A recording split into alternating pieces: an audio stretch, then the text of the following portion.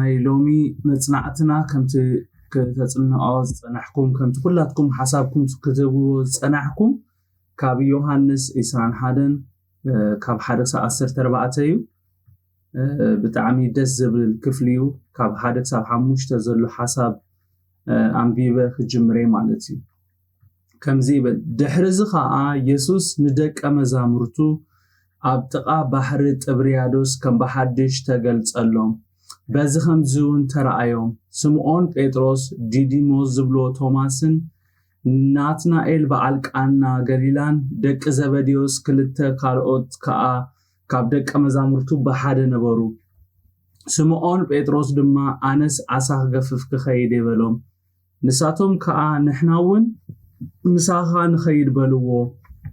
واتيام ناب جلبا آتو بتا ليتتي حدا كواي حازون مدر مسواقح يسوس اب غمغم دوبلا توم دك امزامورتو غنا يسوس مخانو ايفلطون يسوس دك غلز بلا عدو عليكم بلوم نساتهم يبلنان إلهم ملسلو نسو نت مربب ناب يمان جلبا أبيلكم دربي ومو كتراخبو إيخوم بلوم شعو دربي ومو كابزحي اتأسات تلعالي مسحابو سعانو يبلنا يسوس بويتايف أمين زكف لزي كجمر كولون تاي إلو يزجمر دحرزي إلو يزجمر كم زلخم مساي كم زلخم ملكة النهابكم نخيدو እና ድሕርዝ ኸዓ ኢሉ ዝኽፍሊ ይጅምረልና ኣሎ እዚ ድሕርዝ ኸዓ ዝብል ቃል ነቲ ኣቀዲሙ ዝተፈጸመ ወይ ዝኾነ ነገር ዘመላኽት ቃል እዩ አሜን ስለዚ ድሕርዝ ኸዓ ክብለና ኮሎ ድሕርቲ ኢየሱስ ንደቀ መዛሙርቱ ንመበል ካልኣይ ግዜ ወይ ምግላጹ ማለት እዩ ንመበል ሳልሳይ ግዜ ምግላጹ ማለት እዩ እዚ ክብል እዚ يسوس نمبل سالساي جزي كما يجيرو بخمي كم زترعيهم ززنتولنا خفلي أب قطر حدقنا نبب كولنا انتايب لنا دحرزي ها يسوس ندك أمزامورتو أب تقع بحر تبريادوس كم بحدش تقلت اللهم بز خمزخا ترعيهم يبلنا كم بحدش زبلك الترجمو نقول لحنا قلت إليه أمن كم بحدش مالت كم اندغنا بتوساخي دغيمو مالتي امين يسوس ندق امزامرتو ابطقا بحر طبريادوس وي بحر غليلاون تباهيلو صواعيو دغيمو كم اندغنا خمس تغلصلهم انا ابزن ريزلنا نايز وانجيل صحافي يوحنس يسوس نمبل سالساي غزي بخمي كم ترايون وي تغلصلهم كزنتولنا كلون تايلو سمعون بطرس توماس ناتنائيل كمون يعقوبن يوحنسن بعلو بحنساب كله بطرس نتوم مسؤوز نبرو دك أمزامرتو أنس أساح قفف كخيدي لمسبلهم كلاتهم توم مسؤوز نبرو مسو أسان مقفاف كخدو خم تسمامعو بحنساب أسان مقفاف كم زخدو ات أسان أي مقفاف فتنتاتهم دما كسع قويتا متسي قال زوجة منن كم زي حازو زقال زي نقرنا قويتا يباركم تصبوك غيركم دحر سامي أخمني هذا عبد نقر تماهير نحن وتسينا خابز خفلزي كابوز رغل تكسع سلستنتاي زبلنا سمعون بيتروسن ديديموسن زبلو توماس ناتنائيل بعلق أنا قليلان دكت زبديوس كلت خالقت كاب دك أمزامرتون بحد نبورو سمعون بيتروس دما أنس أساح قفف كخيدي بلوم نساتهم نحناون مساخا نخيد بلوو واتيامنا بجلباتو بتاليتتي حدكوا أي حازوني بلنا الزخف لزي مستي أبلوك حموشت زلو تاريخ تمساسال نتالوو حق ايدو اتي زمساسلو انتايو اب كلتيو خفلتات بويتا ابتي تسفا زقرصلو ساعات يمصيو اب كلتيو خفلتات بويتا قال ياوصيو اب لوقاس 5:4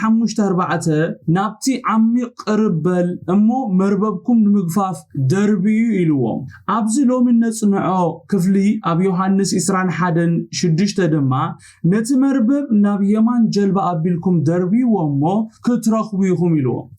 ክልቲኡ ክፍልታት ከም ንሪኦ ደቀ መዛሙርቱ ከምቲ ዝተባሃልዎ ክገብሩ ከለዉ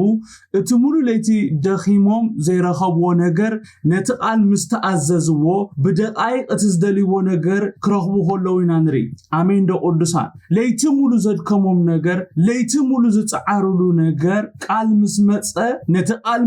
ምስ ተኣዘዝዎ ብኡኡ እቲ ዝደልይዎ ነገር ክረኽቡ ወይ ድማ ክኾነሎም ከሎ ንርኢ ኢየሱስ ክርስቶስ ጎይታ ካብዚ እንመሃሮ ኣገዳሲ ነገር እንታይ እዩ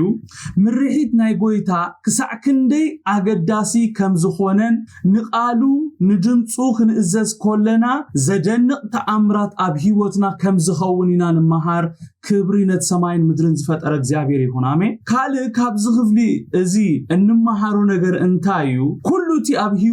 ኣብ ሂወትና ዝኸውን ነገር ንሰናይና ከም ዝኾነ ኩሉቲ ኣብ ሂወትና ኣብ ከባቢና ዝኾኑ ነገራት ምኽንያት ከም ዘለዎም ተማሂረ ኢየሱስ ክርስቶስ ጎይታ ኣሜን ዶ እቲ ኣሳ ዘይመሓዞም ምኽንያት ኣለዎ እቲ ኣሳ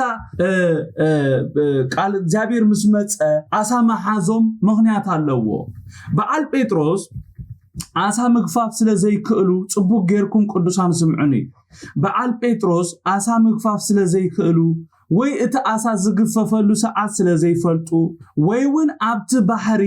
ኣሳታት ስለ ዘይነበሩ ኣይኮነን ኣሳ ዘይሓዙ ሓቀይደ ቅዱሳን ደጊመ ክብሎ በዓል ጴጥሮስ ኣሳ ምግፋፍ ስለ ዘይክእሉ ወይ እቲ ኣሳ ዝግፈፈሉ ሰዓት ስለ ዘይፈልጡ ወይ ውን ኣብቲ ባሕሪ ኣሳታት ስለ ዘይነበሩ ኣይኮነን ኣሳ ዘይሓዙ ሓንሳብ ጎይታ ካብ ሓደ ደረጃ ናብ ካልእ ደረጃታት ከሰጋግረና ክደሊ ከሎ ነቲ ቀሊል ዝኾነ ነገር ኣባና ክበጽሕ ከሎ የኽብዶይ ሓቀይዶ ቅዱሳን ሓንሳብ ንኻልኦት ቀሊል ዝኾነ ነገር ንዓና ነቶም ኣመንቲ ከቢድ ክኸውን ከሎ ሪኢኹሞ ኣብኢድና ክኣቱ በቃ ግዜ ክወስድ ከሎ ትርእይዎ ዶ ከምኡ ዝገብረሉ ነገዛ ርእሱ ምኽንያት ኣለዎ ኣብዚ ሎሚ ንሪኦ ክፍሊ ቃል ኣምላኽ ብግልፂ ከም ዝነግረና እቶም ዓሳ ናይ ምግፋፍ እኹል ተመኩሮታት ዘለዎም በዓል ጴጥሮስ ሙሉእ ለይቲ ዓሳ ንምግፋፍ ኩሉ እቲ ዝገበርዎ ፈተናታት ከም ዘይሰለጦም ዝኽፍሊ እዚ ይነግረና ሙሉእ ለይቲ ፅዒሮም ዋላ ሓደ ዘይመሓዞም ኣዝዩ ዘተሓሳስብ ጉዳይ ኣይኮነን ዲ ቅዱሳን ሙሉእ ለይቲ ክትገፍፍ ሞኻ ዓሳ ዘለዎ ሞኻ ነቲ ባሕሪ ጽቡቕ ጌሮም እዮም ዝፈልጥዎ ስለምንታዮም ዓሳ ዘይሓዙ እንድሕር ኢልና ጎይታ ኣብ ትምህርቲ ክምህሮም ስለ ዝደለየ እዩ ኣሜን ዶ ቅዱሳን ሓንሳብ እግዚአብሔር በቲ ናትና ኩነታት ተጠቂሙ ንዘመናት ዘይንርስኦ ለሰን ወይ ድማ ትምህርቲ ይበናይ ጎይታ ኣብዚ ሓደ ኣብ ትምህርቲ ክምህሮም ስለ ዝደለየ እዩ በዚ ክብር ዝበለ ነገር ክሓልፉ ገዲፎም ኢየሱስ ጎይታ ኢየሱስ ክርስቶስ እኮ ካይመፀ ከሎኮ ትድሌቶም ክገብረሎም ይኽእል ነይሩ ሓቀይዶ ጎይታ ኢየሱስ ክርስቶስ እኮ ናብኦም ምምፃእ ኣይመድልዮን ነይሩ ገና ንመጀመርታ ግዜ መርበቦም ድርቢ ከብሉ ከለው እቶም 153 ዓሳ ናብቲ መርበቦም ክመፁ ወይ ድማ ከኣቱ ክእዝዝ ይኽእል ነይሩ እዞም ሰባት ነፍስ ወከፎም ጽቡቕ ጌርና ንስማዕ ቅዱሳን ንሓደ ዕላማ ከካብ ሞይኦም ዝተጸውዑ ወይ ዝተፈለዩ ሰባት እዮም ኣሜን እግዚአብሔር ነዞም ሰባት ከካብ ዘለዎ ንሓደ ዕላማ ከካብ ሞይኦም ዝጸውዖም ዝፈለዮም ሰባት እዮም ተራ ሰባት ኣይኮኑን እዞም ሰባት ዋላ እኳ እዞም ሰባት ንርእሶ ከም ተራ ሰባት እንተቆፀሩዋ እዞም ሰባት ካብታ ናይ እግዚአብሔር ጻውዒት ኣብ ሂወቶም ዝመጻሉ ሰዓትን ደቂቕን ጀሚሩ እዞም ሰባት ተራ ሰባት ኣይኮኑን ጽውዓት እዮም ፍሉይ ዕላማ ዘለዎም ሰባት እዮም ካብታ ጎይታ ዝፈለየሎም ዕለት ጀሚሮም ኩሉ ንጥፈታቶም ኩሉ ዝገብርዎ ነገራት ምስ ጎይታ እናተዘራረቡ ኾውን ይዘለዎ ሓቀይደ ቅዱሳን ከም ኣመንቲ ሓንሳብ ናይ እግዚአብሔር ጻውዒት ምስ መጻብ ሂወትና ሓንሳብ እግዚአብሔር ናቱ ምስ ገበረና ንሕና በዋጋ ዝተዓደግና ሰባት ስለ ዝኾነ ከም ፍቃድና ከም ዝደለናዮ ክንዓቱ ክንወጽእ ዝደለናዮ ክንገብር በቃ ከም ድላይና ክንከውን ናይ እግዚአብሔር ፍቃድ ኣይኮነን ጴጥሮስን ብጾቱን ጎይታ ካብ አሳ ምግፋፍ አውጽይዎም ክነሱ ብፍላይ ነቲ ናይ ምግፋፍ ሓሳብ ዘምፀ ጴጥሮስ ካብ ሕጂኒኖ ገፋፊ ሰብ ክትከውን ኢኻ ኢልዎ ክነሱ ተመሊሱ ብዘይ ናይ ጎይታ ድምፂ አሳ ክገፍፍ ክኸይድ ኢሉ ሰራዊት አስዒቦ ኸይዱ ጎይታ ኸይበሎ ስለዝኸደ ድማ ክሳዕ ጎይታ መጽዩ ቃል ዝህቦም ኩሉ እቲ በቲ ዘለዎም ፍልጠትን ክእለትን ልምድን ዝገበርዎ ፈተናታት ድኻም ጥራይ ኮይኑ ከም ዝተረፈይና ኣብዚ ንርኢ ዘለና ኢየሱስ ክርስቶስ ጎይታ ኩሉ እቲ ካብ ጎይታ ወፃኢ ንገብሮ ነገራት ኩሉ ድኻሚ እቲ ካብ ጎይታ ከይበለና ካብ ጎይታ ድምፂ ከይመፀ ንገብሮ ፈተናታት ኩሉ ድኻም ዘምጽእ ድኻም ጥራይ ዘስዕብ ካብዚ ክፍል እንመሃሮ ኣብ ትምህርቲ እምበኣር እንታዩ እቲ ካብ ጎይታ ከይሰማዕና እንገብሮ ነገር ኩሉ ድኻም ከም ዝኾነ ድምፁ ሰሚዕና ክንእዘዝ ኮለና ድማ ካብ ድኻም ካብ ሓልኪ ካብ ዘይተደለዩ ኪሳራታት ከም ንድህን ካልእ ድማ ኩሉሳ ኣብ ጎይታ ክንውከል ከም ዘሎና ኢና ካብዚ ክፍሊ እንመሃሮ ኢየሱስ ጎይታ አሜን ዶ ከምዚ ኣብዚ ክፍሊ ዝንሪኦ ዘለና በዓል ጴጥሮስ ክእለቶም ኣይኮነን ነቲ ዝደለይዎ ነገር ስሒቡ ኣምፂዎ ሎም መዓልቲ ነዚ ነገር ሒዝኩም ለይተወፂኹም እኹል ይቅዱሳን በዓል ጴጥሮስ ክእለቶም ኣይኮነን ነቲ ዝደለይዎ ነገር ስሒቡ ኣምፂዎ ኣይገርመኩምን ካብ ዝገርመኒ ናይ ጎይታ ኣሰራርሓ ሓደ እንታዩ ኩሉ ግዜ መዓሲና ባና ዝመጽእ እንድሕር ኢልና ጽቡቅ ጌርኩም ቅዱሳን ስምዑኒ ኣገዳሲ መልእኽቲ ዝነግረኩም ዘለኹ ኩሉ ግዜ ጎይታ መዓሲና ብህይወትና ዝመጽእ እንድሕር ኢልና ኣነ ንስኻትኩምን ኩሉ ፈተነታትና ምስ ወዳእና ይዝመጽእ ክሳዕ ንውዲ ይጽበየና ክሳዕ ንውግፍ ይጽበየና ምክንያቱም ክልቴና ክንሰርሕ ስለ ዘይንኽእል ማለት እዩ ወይ ሱ ክሰርሕ ኣለዎ ወይ ንሕና ክንሰርሕ ኣለና ጎይታ ኢየሱስ ክርስቶስ ደቀ መዛሙርቱ በቲ ዘለዎም ክእለት በቲ ዘለዎም ፍልጠት በቲ ዘለዎም ልምዲ ኩሉ ፈተነታቶም ወዲኦም መርበቦም ናብ ምሕጻብ ገጾም ክበጽሑ ከለዉ ጎይታ መጽ እግዚአብሔር ስሙ ይባረክ ኣነ ንስኻትኩምን ኩሉ ፈተናታትና ምስ ወዳእና ይዝመጽ ወላ ብሉቃስ 5 ካብ 1-11 ከይና እንተሪኢና ወላ ኣብዚ ሕጂ ንሪኦ ዘለና ክፍሊ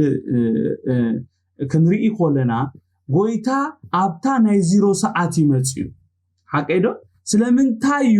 ከምኡ ዝገብር እንድሕር ኢልና ልክዕና ኣቕምና ድሩት ምዃኑ ኸሪኤና ኢየሱስ ክርስቶስ ጎይታ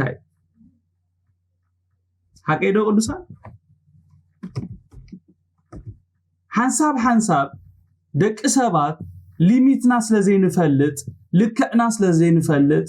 ኣቕምና ስለዘይንፈልጥ ኣቕምና ድሩት ከም ዝኾነ ስለንዝንግኦ ብፍላይ ክርስቲያናት ድማ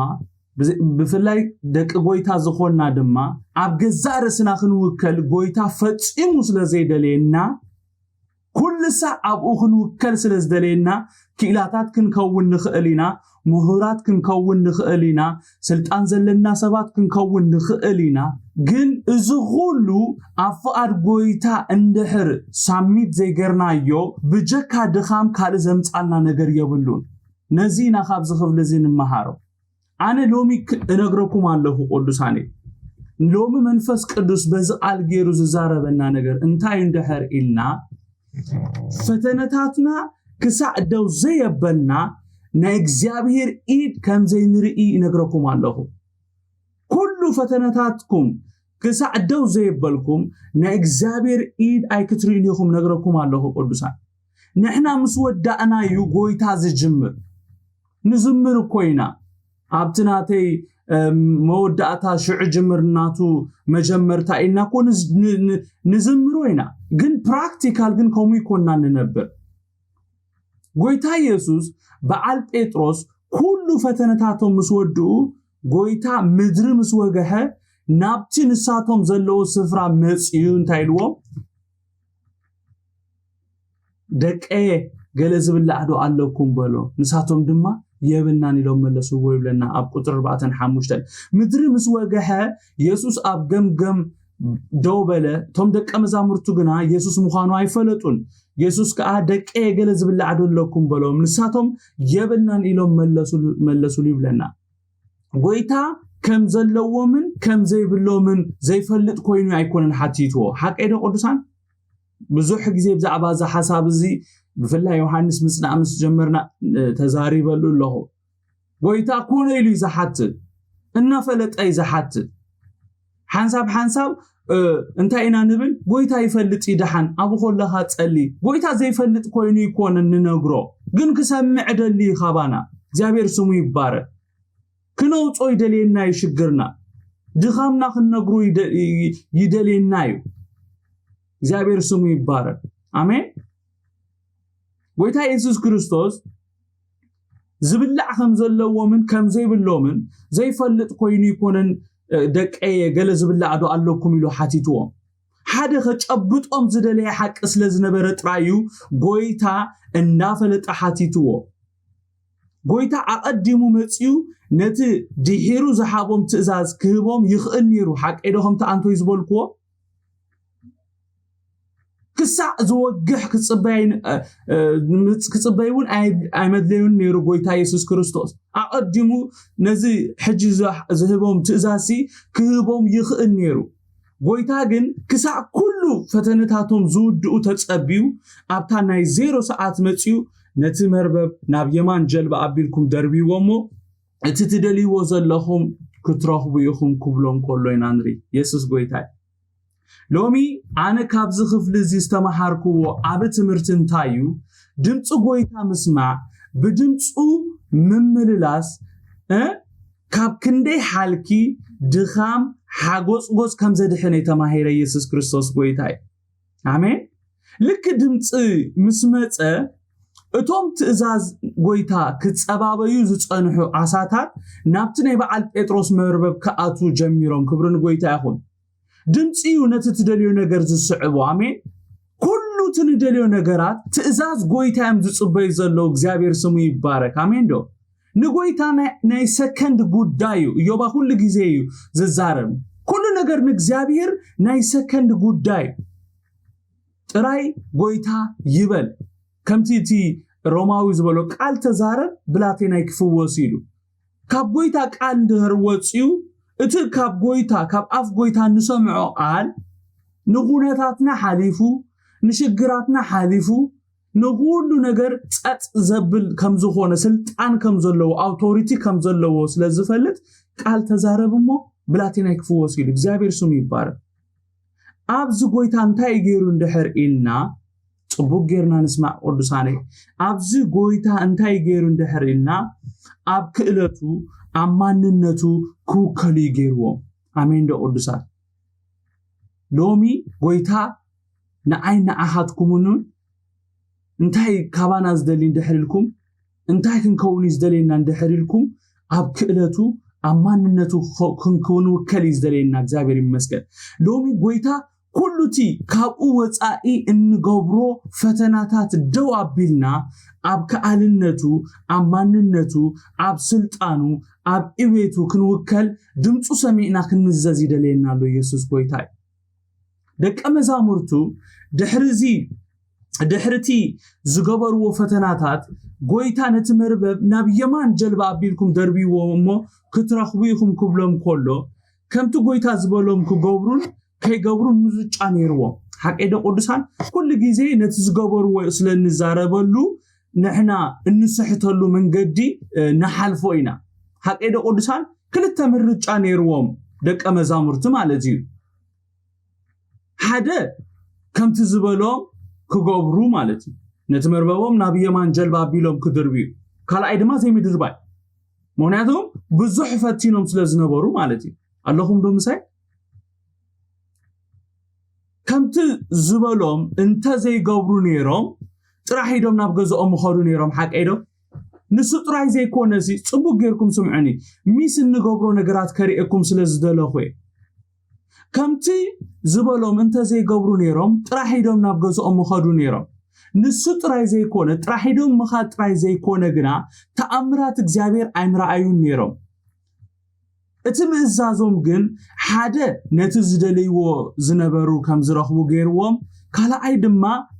ተኣምራት እግዚአብሔር ከም ዝለማመዱ ገይርዎም ኢየሱስ ክርስቶስ ጎይታ ሎሙን ኣብ ህይወትና ልክ ከምዞም ሐዋርያት እቲ ምርጫ ናይ ነፍስ ወከፍና እዩ ካብ ዝቃል ከም ዝተማሃርናዮ ቃሉ ሰሚዕና እንተ ጌርና ተካፈልቲ እቲ በረኸት ንኸውን ንቃሉ እንተ ዘይተኣዘዝና ግና ንሕና እምበር ጎይታ ይከስርን እዩ አሜን ዶ እቲ ዝኸስር ብዘይ ምእዛዙ ዝጉዳ ብዘይ ምእዛዙ ዝኸስር ንሕና እምበር ጎይታ ይኮነን ስለዚህ ሎሚ ነቲ ጎይታ ናብ ህይወትና ዘምጾ ድምጺ ሸለላይ ንበሎ ንተኣዘዞ ኢየሱስ ክርስቶስ ጎይታ እዩ ካብ 7 ክሳብ 14 ድማ ከምዚ ንበል ኢየሱስ እቲ ኢየሱስ ዘፍቅሮ ወደ መዝሙር ከዓ ንጴጥሮስ ጎይታና እምበር እዩ በሎ ስምዖን ጴጥሮስ ድማ ጎይታ ምዃኑ ምሰምዐ ጥራዩ ነበረሞ ክዳኑ ተዓጢቁ ናብ ባሕር ዘለለ እቶም ካልኦት ደቀ መዛሙርቱ ድማ ካብ ምድሪ ኣስታት 200 እመት ጥራይ ርሒቆም ነበሩሞ ነቲ ኣሳ ዝመልአ መርበብ እናሰሓቡ ብጀልባ መጹ ናብ ምድሪ ምስ ወረዱ ከዓ ጓሕሪ ኣሳ ኣብ ልዕሊኡን ጌራን ረኣዩ ኢየሱስ ከዓ ካብዚ ሕጂ ዝገፈፍኩሞ ኣሳ ኣምጹ በሎም ስምዖን ጴጥሮስ ናብቲ ጀልባ ኣትዩ ነቲ 153 ገዘፍቲ ኣሳ ዝመልአ መርበብ ናብ ምድሪ ጎተቶ ክሳዕ ክንዲዚ ብዙሓት ክነሶም እቲ መርበብ ኣይተቐደን ኢየሱስ ድማ ንዑ ተመስሑ በሎም እቶም ደቀ መዛሙርቱ ከዓ ጎይታ ምዃኑ ስለዝፈለጡ ካባታቶም ሓደ እኳ ንስኻ መን ኢኻ ኢሉ ክሓቶ ዝደፈረ የልቦን ኢየሱስ መጽዩ ነቲ እንጌራ ልዒሉ ሓቦም ከምኡን ነቲ ኣሳ ኢየሱስ ድሕርቲ ካሙታት ምትንስኡ ንደቀ መዛሙርቱ ተገልጸሎም እዚ ሳልሳይ ጊዜ ይብለና ኢየሱስ ጎይታ ኣብ ቁጥር 4 ተመሊስና ክነንብብ ኮለና እንታይ ይብለናሲ ምድሪ ምስ ወገሐ ኢየሱስ ኣብ ገምገም ደው በለ እቶም ደቀ መዛሙርቱ ግና ኢየሱስ ምዃኑ ኣይፈለጡን ይብለና ኢየሱስ ኣብ ቅድሚኦም ደው ኢሉና እናዛረቦም ደቀ መዛሙርቱ እቲ ዘዛረቦም ዘሎ ኢየሱስ ምዃኑ ኣይፈለጡን ነይሮም ኣብ ቁጥር 7 ግን ዮሓንስ ደጊሙ እንታይ ይብለና ድሕርቲ ተኣምራት እቲ ኣብ ገምገም ደው ኢሉ ዝዛረቦም ዘሎ ሰብ ኢየሱስ ምዃኑ ፈሊጡ ንጴጥሮስ እንታይ ኢልዎ ጎይታና እምበሪኡ ክብሎ ከሎ ንርኢ ክብርን ጎይታ ይኹን ጎይታና እምበሪኡ ክብሎ ከሎ ንርኢ ጴጥሮስ ልክ ጎይታ ምዃኑ ምስ ሰምዐ ብዘይ ልቡ ክዳኑ ተዓጢቁ ናብ ባሕሪ ዘሊሉ ከኣቱ ከሎ ንርኢ ደቀ መዛሙርቱ ንኢየሱስ ከላለይዎ ዘይከኣልሉ ምኽንያት ብዙሕ ክኸውን ይኽእል እዩ ምናልባት ከምታ አንቶ ኤራና ትብሎ ዝነበረት ወጋሕታ ስለ ዝነበረ ጸልሚትዎም ክኸውን ይኽእል እዩ ምናልባት ኢየሱስ ካብኦም ርሕቕ ኢሉ ስለ ዝነበረውን ክኸውን ይኽእል እዩ ካብ ርሕቐት ከላሊዎ ስለ ዘይከኣሉ ክኸውን ይኽእል እዩ ምናልባት ኣዝዮም ደኺሞም ስለ ዝነበሩ ክኸውን ይኽእል እዩ ምናልባት እውን መልክዕ ኢየሱስ ቁሩብ ተቐይርዎም ክኸውን ይኽእል እዩ ወይ ድማ ባዕሉ ኢየሱስ ከየለሊዎ ንግዚኡ ከልኪልዎም ክኸውን ይኽእል እዩ ኣብ ሉቃስ 24:16 ከይድና ክነንብብ ኮለና ከምዚ ይብለና ከይላሊዎ ግና የዒንቶም ተሰዊረን ነበራ ይብለና yes ጎይታ ክሳእቲ እላምኡ ወይ ሾትኡ ክሳዕ ዝወቅዕ ጥራዩ ነይሩ የዒንቱ ተሰዊረን ነይረን ሓቀይዶ እቶም ናብ ኤማሆስ ዝኸዱ ዝነበሩ ክልተ ሰባት ጎይታ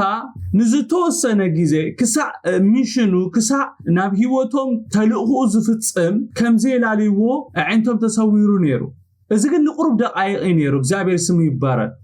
ልክ ጎይታ ናብኦም ዝመጻሉ ዕላማ ምስ ወደአ ተባረክ ኢዮባ የዒንቶም ተኸፊተን ኢየሱስ ምዃኑ ድማ አላልዮሞ በተመሳሳሊ ኣብዚ ሒዝና ዘለና ክፍሉውን እዚ ኸውን ኮሎይና ንርኢ ዘለና ኢየሱስ ጎይታ ዮሐንስ ኮነ እቶም ካልኦት ደቀ መዛሙርቱ ጸኒሖም ኢየሱስ ነትገብሩ ዝደለየ ነገር ገይሩ ምስ ወደአዮም ንሱ ምዃኑ አላልዮም ሓቂ እቲ ኢየሱስ ዘፍቅሮ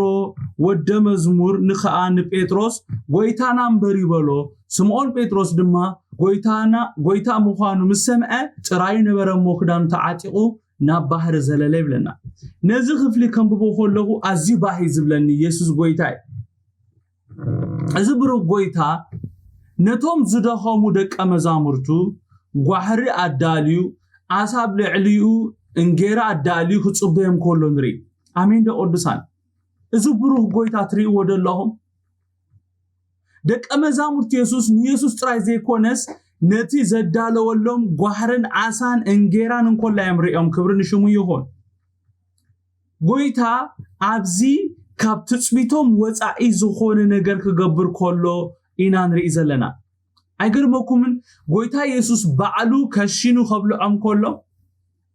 ኣምላኽና ብሓቂ ህያዋይ ጓሳ ምዃኑ ኣነ ብዝርኤ ዳዊት በሐቂ ማንነት እግዚአብሔር ስለዝተረድኦዩ እግዚአብሔር ጓሳያዩ ዝጎለኒ የብለይን አብልዕሙ ሻኻ የውዕለኒ ናብ ዝዓርፈሉ ማይ ይመርሓኒ ንሱን ነፍሴ የሕደኣ ምእንቲ ስሙ ኢሉ ብመንገድ ጽድቂ ይመርሓኒ በትርኻን ምርኩስካን የጸናንዓኒዩ ንስኻ መሳይኻሞ ብርባ ድነሞት እኳ እንተኸድኩ ክፉ ኣይፈርሕኒ ንስኻ ኣብ ቅድሚ ገጸላእተይ ማዓድት ሰርዓለይ ንርእሰይ ብዘይቲ ትለኽዮ ጽውዐይ ይጅርብባሎ ብሓቂ ሳሕልን ምሕረትካን ብኹሉ ዕድሜ ክስዕባየን ኣብ ቤት እግዚአብሔርካን ዘላለም ክነብር ኢሉ እግዚአብሔር ሽሙ ይባረክ ደስ ይብልን ቅዱሳኔ ብሓቂ እዚ ነምልኾ ኣምላኽ ጓሳ ከም ዝኾነ ሓቀኛ ጓሳ ከም ዝኾነ ናብ ዝንርኢ ዘለና እግዚአብሔር ሽሙ ይባረክ ዋላ ንሳቶም ተዘይሓዙ ጎይታ ኢየሱስ ክርስቶስ ኦሬዲ አሳዳልሎም ነይሩ እግዚአብሔር ስሙ ይባረክ ኦሬዲ ጎይታ ኢየሱስ ክርስቶስ ጠቢሱ የዳልወሎም ነይሩ እግዚአብሔር ስሙ ይባረክ ጴጥሮስ ተወሳኺ ከይድካ ካብቲ ሕጂ ዘምጻኻዮ ፍሬሽ ዓሳ ኣምጽኢሉ ወንበር ኣብቲ ጓህርኮ ዓሳ ነይሩ እግዚአብሔር ይመስገን ጎይታ ኢየሱስ ክርስቶስ እንጌራ አዳልሎም እኮ እግዚአብሔር ስሙ ይባረክ ዝብሩክ ጎይታ ስቕሊ ይኮነን ጎይታ ኢየሱስ ክርስቶስ እንታይ ንበልዕ እንታይ ንሰቲ እንታይ ንኽደን ኢልኩምሲ ኣይትጨነቁ እዝስ ከም ዘድልየኩምሲ ናይ ሰማይ ኣቦኹም ይፈልጥ ኢሉ እግዚአብሔር ስሙ ይባረክ መሰኻኽር የለኹም እንዲኹም ቅዱሳን ኣይመገበና እንዲ ብሓቂ ኣብራሻ ኾለኹሲ ኣብ ሩስያ ኾለኹ ኣብ ሩስያ ክነብር ከለኹ ሞስኮ እና ነበርኩ ከለኹ እቲ ዝነበረ ህይወት ከቢድ ነይሩ ካብ ሕዋትካ እና ተጸበኻት ነብረሉ ናብራይ ነይሩ ዋላ ኣብቲ ሰዓት እቲ ኣብቲ ንሕና ኣብ ሞስኮ ነብረሉ ዝነበርና ሰዓት ሞስኮ ካብ ዓለም መበል ካልኣይ እያ ነይራ ብኽብሪ ናብራ ኣብ ሞስኮ ክቡር ነይሩ ካብ ዓለም ካልኣይ ድሕር ጃፓን እያ ነይራ ኣብቲ ሰዓት እቲ ማለት ብጣዕሚ ጽንኩር ነይሩ እና ሓንሳብ እቲ ዝስደደለይ ገንዘብ ቀልጢፉ ስለዝውዳእ ሽዑኻ ናይ ዓለማዊ ናብራ ስለዝነበረኒ ገንዘብ ዝበሃል ኣይኣኽለንን ነይሩ ስለዚ ሓንሳብ ጸጊበ ይሓድር ዝደልዮ ምግቡ በለ ይሓድር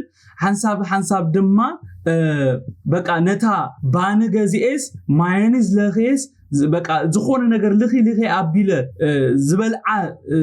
ዝበልዓላ ሳንቲም ትጎለኒ ሰዓት ነይሩ ግን ኣብቲ ናይ ድኻም ዘመን ዝነበሩ ኩሉ ሰዓትሲ እንታይ ይብል ነይረ መሲልኩም ጎይታ ይብል ጥሚ ክብለኒ ኾሎሲ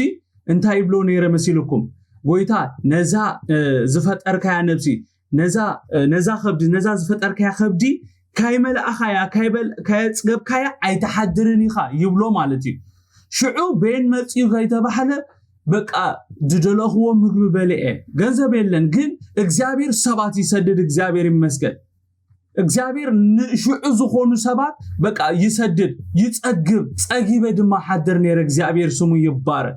አሜን ዶ እዚ ብሩክ ጎይታ ስቕሊ ይኮነን በቃ እንታይ ንበልዕ እንታይ ንሰቲ እንታይ ንኽደን ኣይትበሉ ዝበለና ብሓቂ ዝምግብ ኣምላኽ ስለ ዝኾነ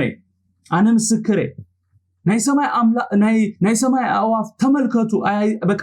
ኣይዘርአ ኣይዓጽዳ ናይ ሰማይ ኣቦኹም ይምግቦም ኢሉ አሜን ዶ ጎይታ ኢየሱስ ክርስቶስ ካብ ሰማይ ወሪዱ ይኮነ ነዘን ኣዕዋፍ ዝምግበን መጋቡ የዳልየሎም ማለት እግዚአብሔር ይመስገን ንዓን ዝምግቡ ይምድም ማለት እግዚአብሔር ስሙ ብሩክ ይሁን ምናልባት ትጭነቁ ሰባት ደለኹም ኣብ ሎም መዓልቲ ማእኸልና ጉስነት እግዚአብሔር ዘይጣዓምኩም ሰባት ክትህሉ ትኽእሉ ኢኹም እግዚአብሔር ግን ዘንብር አምላኽ እዩ ስኡል ይኮነን ናይ እግዚአብሔር ቃል መንበሪኻ ናይ ዘለዓለም አምላኽ እግዚአብሔር ኢሉ መንበሪና እግዚአብሔር ገንዘብና ከምብረና ይራአናዮን ኣሕዋትና ከምብሩና ይራአናን እግዚአብሔር ስሙ ይባረክ ሰማይን ምድርን ዝፈጠረ እግዚአብሔር ግን ከምብረን ሆሎ ርእዩ እግዚአብሔር ይመስገን ሎሙን ስርሐ አይኮነን ዘንብረን ዘሎ ሎሙን ደሞዘ አይኮነን ዘንብረን ዘሎ ሎሙን እታ ነዋህ ኢድ እግዚአብሔር ያተንብረን ዘላ እግዚአብሔር ይመስገን እታ አነ ዝነብሮ ዘለኹ ላይፍን እቲ አነ ሰሪሐ ዘምጾ ዘለኹ ኢንካምን ዘይመጣጠን ይቅዱሳን እነግረኩም አለኹ በበረከት እግዚአብሔር ይናን ነብር ዘለና እግዚአብሔር ይመስገን እታ ተጽግብ ኢድያ ተንብረና ዘላ እግዚአብሔር ስሙ ብሩክ ይሁን ሃንሳብ እኮ ቅዱሳን ምናልባት ደሞስኩም ዘንብረኩም ዘሎ ክመስለኩም ይኽእል ኮፊልኩም እስኪ ጸብጽብዎ አነ ኮፊለ ከሐስቦ ሆለኹ እቲ ዘእትዎ ኢንካምን እቲ አነ ዝነብሮ ህይወትን ዘይመጣጠን በተ አነ ዘረኽቦ ደሞስ ከም ዘይነብር ይዝርዳአን እግዚአብሔር ይመስገን በረከት እግዚአብሔር ዘለዎ ናብራይና ነብር ዘለና ኢየሱስ ክርስቶስ ጎይታይ ኢየሱስ በሐቂ ሐቀኛ ጓሳይ ኣብዚ ትህያዋይ ጓሳ ነተናባጊኡ ክጓሲን ኮሎ ኢና ንርኢ ዘለና ክብሪ ንጎይታ ይኹን ጎይታ ኢየሱስ ንደቀ መዛሙርቱ ካብዚ ሕጂ ዝገፈፍኩሞ ዓሳ አምጹ ኢሉ ካብቲ ዝገፈፉ ዓሳ ጠቢሶም ምስ ጎይታ ዘዳልዎን ገይሮም ክምስሑ ኮሎ ኢና ንርኢ ኣብዚ ክብሪ ንጎይታ ይኹን አሜን ኢየሱስ ከኣ ካብዚ ሕጂ ዝገፈፍኩሞ ዓሳ አምጹ በሎም ስምዖን ጴጥሮስ ናብቲ ጀልባ አትዩ ነቲ 153 ገዘፍቲ ዓሳ ዝመልአ መርበብ ናብ ምድሪ ጎተቶ ክሳዕ ክንዚ ብዙሓት ክንሶም እቲ መርበብ ኣይተቐደን ኢየሱስ ድማ ንዑ ተመስሑ በሎም ቶም ደቀ መዛሙርቱ ጎይታ ምዃኑ ስለዝፈለጡ ካባታቶም ሓደኳ ንስኻ መን ኢኻ ኢሉ ከሓቶ ዝደፈረ የልቦን ኢየሱስ መጽነቲ እንጌራ ልዒሉ ሓቦም ከምኡ ነቲ ዓሳ ኢየሱስ ድሕሪ ካብ ሙታት ምትንስኡ ንደቀ መዛሙርቱ ተገልጸሎም እዚ ሳልሳይ ግዜ ይብለና ኢየሱስ ጎይታ ኣብ ቁጥር 4 ክንንብብ ኮለና ቶም ደቀ መዛሙርቱ ግና ኢየሱስ ምዃኑ ኣይፈለጡን ነበሩ ይብለና ኣብ ቁጥር 12 ድማ እቶም ደቀ መዛሙርቱ ጎይታ ምዃኑ ስለዝፈለጡ ካባታቶም ሓደ እኳ ንስኻ መን ኢኻ ኢሉ ከሓቶ ዝደፈረ ከም ዘይነበረ ይነግረና አሜን ኢየሱስ ክርስቶስ ጎይታይ ክብሪ ነቲ ሰማይን ምድርን ዝፈጠረ እግዚአብሔር ይኹን ነቲ ንሱ ክምህሮም ዝደለየ ትምህርቲ ምስማሃሮም ነቲ ንሱ በቃ ከሪኦም ዝደለየ ነገር ምሰራአዮም ማንነቱ ተገሊጹሎም በግልጽ እግዚአብሔር ይመስገን አሜን ምስኦም ድማ ማዕደኽ ኦርስ ኮሎ ባሪኹ ክቦም ኮሎ ምስኦም ፎሎሺፕ ክገብር ኮሎ ስምዑኒ ደቀ መዛሙርቱ እዚ ሕጂ ጎይታ ዝገበረሎም ሰናይ ነገር ዝግብኦም ስለዝኾነ አይኮነን ገይሩሎም ማለት ጎይታ ኢየሱስ ክርስቶስ ኦሬዲ ነዞም ሰባት ንሓደ ሚሽን ፈሊዎም ይነሩ ሪኦምዮም ኢዱ ሪኦምዮም ዞም ሰባት ኢዱ ዝረአዩ ሰባት እዮም ኢዱ ዘይረአዩ ሰባት አይኮኑ ዘይኮኑ ሰባት አይኮኑ ዞም ሰባት ምንም ከይሓዙ ኮለው በብኽልተ ገይሩ ሰዲዱ ምንም ከይጎደሎም በሊኦም ጸጊቦም ሰትዮም ኢድ ጎይታ ዝጣዓሙ ሰባት እዮም ማለት ንጎይታ ክጽበዩ ይኽእሉ ነይሮም እዮም ግን ጎይታ ሰናይ ስለዝኾነ ወላኳ ብዘይ ድምጺ ወላኳ ከይበሎም ናብቲ ናይ ቀደም ስርሖም ክምለሱ እንተኸዱ ጎይታ ግን ለዋህ ስለዝኾነ ከይዱ ናብቲ ንሳቶም ዘለዎ መጽኡ ናብቲ ናቱ ሚሽን መሊሱ ኸእትዎም ከሎ ንርኢ ክብሪ ነቲ ሰማይን ምድርን ዝፈጠረ እግዚአብሔር ይሁን ናይ ሎሚ ባይብል ስታዲ ናብዚ ደው ከብለ ብዝቕጽል ድማ ክንቀጽልና ኣብ ዝቕጽል ሰሙን ማለት እዩ ኩላትኩም ኣዳውኩም አልዕሉ ጸሊና ክንውዲና ገለ ነገር ተሪፉልኩም ከም ዝኾነ ይኣምን ተባረኹ